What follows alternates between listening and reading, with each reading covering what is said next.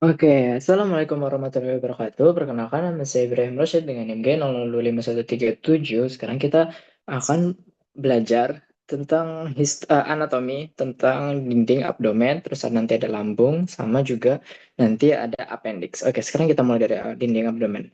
Kita belajarin dulu dinding abdomen itu nanti dia terbagi menjadi dua bagian, yaitu nanti ada yang ini. Ada yang bagian anterolateral, bagian antero berarti depan, terus lateral berarti pinggir dari sini ke sini. Sama nanti kita belajar yang bagian posterior, berarti bagian belakangnya. Oke, next. Nah, ini kita mulai belajar dari yang anterolateral dulu.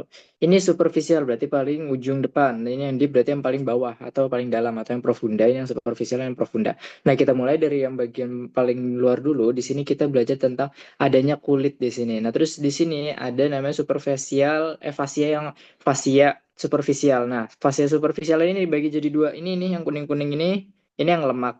Sedangkan nanti yang di dalam yang ungu, ini si membrannya. Atau yang ini yang kambar, nanti yang di sini yang scarpa. Nanti kalau dia turun ke bawah dia berubah jadi dartos dan lain-lain.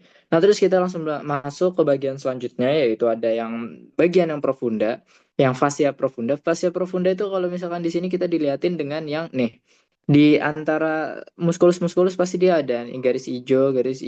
Nanti di sini juga ada yang warna ini. Pokoknya dia di antara garis-garis di antara muskulus-muskulus. Nah, kalau muskulus-muskulus nanti ini kita belajar yang di dinding abdomen itu, yang di antara lateral itu ada 5. Ini yang pertama, kalau di sini cuma kelihatannya bagian si musculus obliquus. Kalau yang ini musculus obliquus yang externus, yang ini internus, dan ini yang transversus. Nah, sedangkan nanti di bagian depan, di bagian antero ini kan anterolateral. Kalau yang di bagian depan itu nanti ada yang namanya rectus abdominis, sama nanti di bawah, paling bawah itu nanti ada piramidalis. Nah, piramidalis ini jarang kelihatan ya teman-teman. Nah, lanjut kita ke bagian yang selanjutnya, yaitu ada transversus, fascia yang transversus. Nah, itu yang di sini transversalis. Oke, selanjutnya ada juga yang namanya fascia extraperitonealis, sama juga yang bagian dalamnya peritoneum parietal. Nah, ini yang nanti nempel di dinding-dinding abdomen. Oke, untuk selanjutnya, next kita lanjut ke bagian yang posterior. Di bagian posterior ada apa aja sih? Intinya di bagian posterior itu sama aja kayak tadi, kecuali nanti kita kehilangan ada dua bagian. Yaitu kita nggak nemu adanya fascia yang profunda, sama nggak ada namanya fascia yang transversalis. Nah, kalau di sini ada kulit, terus fascia superficialis ini yang tadi. Nah, selanjutnya di sini muskulus-muskulusnya ya. Muskulus-muskulusnya di sini ada banyak. Nanti yang paling luar itu lapisan pertama itu ada latissimus dorsi. Nah, latissimus dorsi itu yang bagian paling belakang di punggung. Nah, terus yang kedua juga ada lapisan obliquus externus yang tadi. Itu kan paling luar. Nanti di dalam yang internus, terus ada juga yang transversalis yang paling dalam. Nah, kalau di lapisan kedua ini ada apa aja sih selain obliquus? Nah, ada obliquus, ada rector spina, terus ada juga longissimus dorsi, sama ada serratus posterior. Nah, untuk yang lapisan ketiga ada multifidus, ada interspina, sama ada yang tadi, yang obliquus internus. Selanjutnya yang keempat, itu berarti yang bagian transversalis ada apa aja? Ada iliopsoas sama quadratus lumborus. Nah, bagian dalamnya nanti ada fascia extraperitoneal sama kayak tadi, sama ada peritoneum parietal. Kita lanjut, next. Oh. Nah, ini sekarang kita belajar tentang dinding abdominalis, muskulus-muskulusnya ya. Apa aja tadi udah dijelasin pada awal-awal. Kalau di sini kelihatannya tuh cuman yang bagian depan aja. Nanti kalau yang bagian samping di next slide itu ada nih, musculus rectus abdominis. Nanti ini kebagi-bagi, dia kebagi sama yang namanya intersection tendinae. Ya, ada yang di bagian ini sipoideus, ada yang di umbilical, sama di antara keduanya. Nanti ini jadi ada 4 bagian, yang di tengah-tengah ini namanya linea alba. Nah, terus di sini piramidalis nih, piramidalis nggak kelihatan kecil, soalnya ini emang nggak terlalu penting, emang beberapa orang doang yang punya, nggak semua orang punya. Nah, kalau yang misalkan di pinggir-pinggir sini, nah ini yang M externus, yang obliquus. Bisa dilihat di sini. Selanjutnya, next. Nah, ini. Nah, kalau misalkan yang bentuk ke V gitu, ke huruf ke bawah, ini yang disebut yang external obliquus, obliquus externus. Nah, terus kalau misalkan yang ke atas, Itu yang disebut sama yang internus. Sedangkan kalau yang ke samping dengan namanya apa saya transversalis atau transversus. Nah, ini juga abdominalis transversus. Next. Otot-ototnya udah, habis itu kita lanjut ke ini tadi yang peritoneum bagian yang dalam. Nah, peritoneum ini nanti dia akan ngelapisin beberapa organ. Nah, organnya itu kayak gimana sih dilapisinnya? Yang pertama ini ada intraperitoneum, terus sama ada retroperitoneum. Nah, bedanya apa kalau intraperitoneum tuh benar-benar semuanya nih, dia berarti dimasukin. Semuanya dilindungin sama peritoneum. Sedangkan yang ini, retroperitoneum ada bagian beberapa yang nggak diliputi. Nah, untuk ngafalin retroperitoneum itu gampang aja. Kita ada namanya set Packer. Di sini dia ada kumpulan-kumpulan organ-organ yang dilindungin sama itu. Nah, ini S ini apa? Ini suprarenal glandula. Berarti suprarenal berarti yang di atasnya si glandula renalis. Yang dia ada di atas renalis itu ada glandula. Nah, dia itu di masuk ke retroperitoneal. A-nya itu ada apa? A-nya itu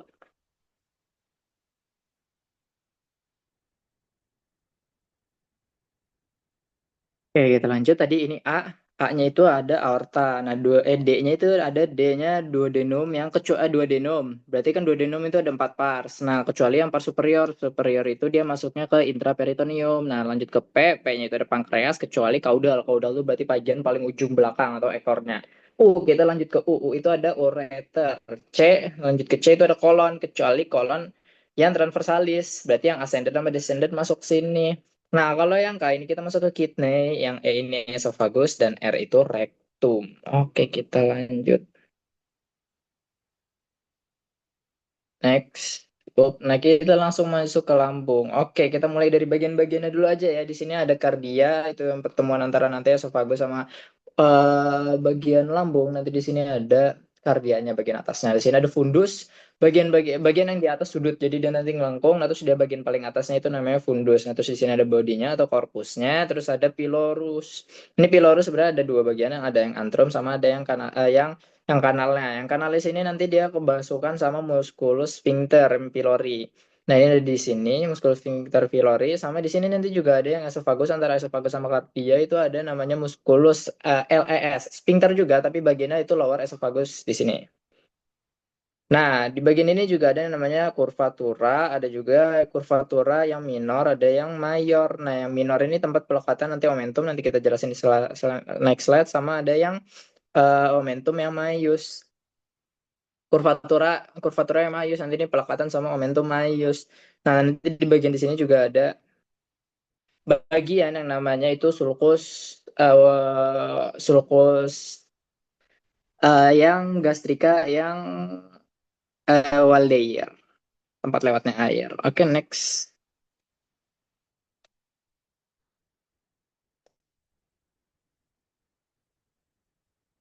Nah, ini yang tadi kita jelasin ada momentum ya. Ini momentum minus. Momentum minus nanti di ordinale. Habis itu kita langsung masuk ke yang maius, momentum maius. Nah, di momentum maius ini ada apa aja? Berarti ada banyak. Ada yang ke bawah berarti gastrokolika, ada yang ke samping berarti gastrosplenika, ke atas berarti gastroprenika, sama juga ada yang dari renal ke lien berarti splenorenalis. Lanjut. Nah, kita masuk ke vaskularisasinya. Ingat aja kalau misalkan lambung ini dia masuk ke bagian yang dari si ini trunkus trunkus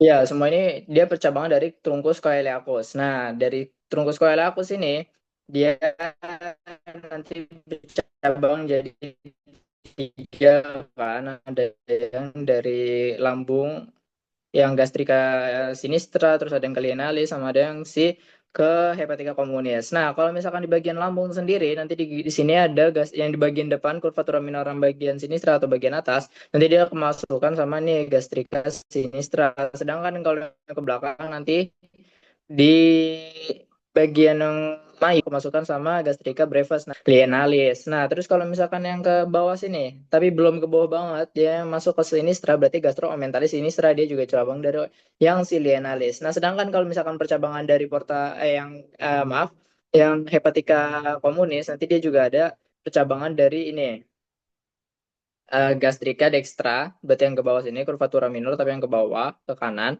sama ada gastrika omentalis yang dextra. Nah kalau misalkan venanya sendiri, venanya sama aja, nama-namanya sama aja kecuali muaranya. Nanti muaranya dia ke porta hepatik. Lanjut. Oke, kalau misalkan nervusnya sendiri, ya nervusnya sendiri. Kalau nervusnya gampang aja. Kalau misalkan yang parasimpatis atau yang memperkuat gerakan ininya, berarti dia nervus vagus, nervus 10. Kalau misalkan dia yang simpatis, nah dia kemasukan sama nervus planticus mayor. Nah untuk sphincter-sphincternya sendiri, kalau misalkan dia relaksasi, berarti dia parasimpatis. Kalau parasimpatis tadi apa? Ya benar, dia ke vagus. Lanjut. Kita masuk ke appendix. Oke, appendix ini kita bahas letak-letaknya aja ya. Oke, bagian paling umum itu ada retrosekal. Dia ke belakang dari si sekum. Nah, sedangkan ada yang post ileal sama pre-ileal. Berarti apa? Post ileal ini di belakang ileum, ke belakang ileum, sedangkan pre-ileal ini dia ke depan ileum. Nah, terus juga ada ke pelvic, ke arah pelvis sama subsekal. Nah, kenapa ini beda-beda? Karena nanti ukuran appendix panjangnya tiap manusia beda-beda. Tapi yang paling paling umum itu yang retrosekal. Nah, kalau yang retrosekal ini dia bisa dicek ya, bisa dihitung menggunakan garis. Nah, garisnya itu apa aja? Garisnya selanjutnya. Nah, garisnya ini kita belajar yang misalnya garis Monroe-Pitcher. Nah, garis Monroe-Pitcher itu diambil dari sias ini, ujung sias yang kanan, yang dekstra. Kita tarik ke umbilikalis. Nah, sepertiga bagian dekstranya, itu bagian lateralnya, itu nanti kita tahu pangkalnya ada di mana. Maaf, ujungnya ada di mana. Nah, titik yang sepertiga itu disebut titik McBurney. Nah, sedangkan nanti kalau misalkan garis lans itu dia ditarik dari sias kan dekstra ke sias yang sinistra. Nah, kita ambil seperenam dekstra lateralnya.